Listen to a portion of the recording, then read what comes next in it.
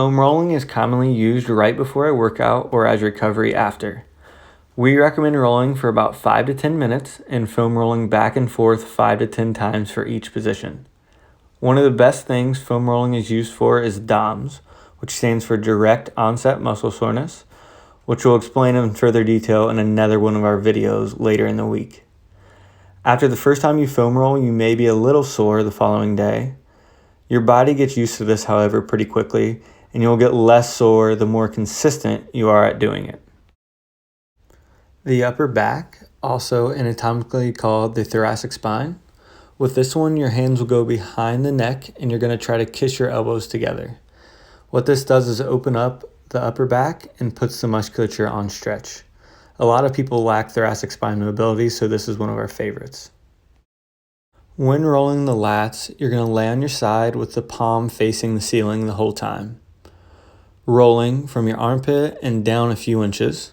You can go a little lower if you feel the need. Another muscle that you see in the picture is called your teres major that you'll be rolling as well. This is a nice bang for your buck, getting two muscles in one.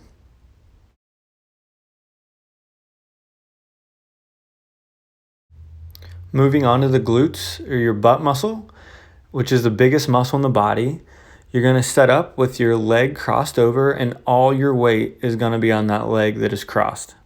This puts your glute on stretch while you're rolling it, and you'll notice we put the muscle on stretch for most of our foam rolling variations. Like I said, this is the biggest muscle in your body, so you can move around to get a few different angles on it.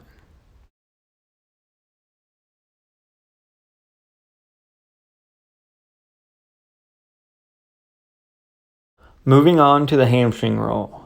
The first thing you want to do is pull your toes to your shin and make sure that your knee is straight. Now, watch the video and watch the foot while we roll out the hamstrings. You have 3 hamstring muscles that you can see in the picture on the left. You're going to try to hit all 3 of those muscles by rotating your foot in and out while you do the hamstring roll. If you aren't getting enough pressure on that hamstring, which is sometimes a problem when you're doing the hamstring roll, there's a variation right at the end here in a few seconds where you can cross over your leg to get more pressure on your hamstring.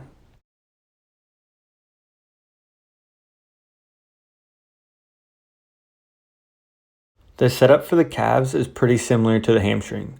Toes to shin, and you can turn your foot in and out to get both heads of your gastroc, which you can see in the picture on the top in the red. Also, make sure to roll all the way down towards your Achilles tendon. You actually have another muscle that sits under your gastroc and comes down a little bit lower, which I've highlighted in blue. So make sure you get to the bottom of that roll.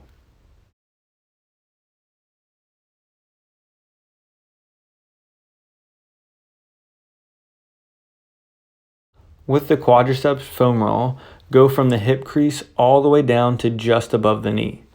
As the name implies, you have 4 quadricep muscles that you're rolling here. To hit all of them, make sure you do the outside, the middle, and the inside of your anterior thigh. To put more of a stretch on the quads, like you'll see at the end of this quad roll, flex your knee as you roll.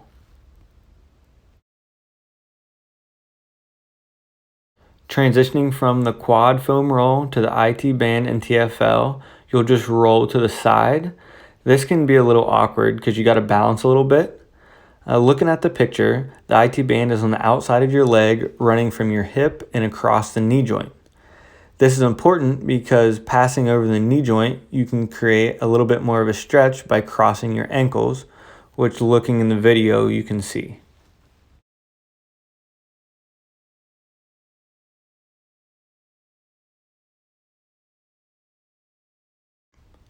The last one is our groin roll, and it's probably my favorite one out of all of these.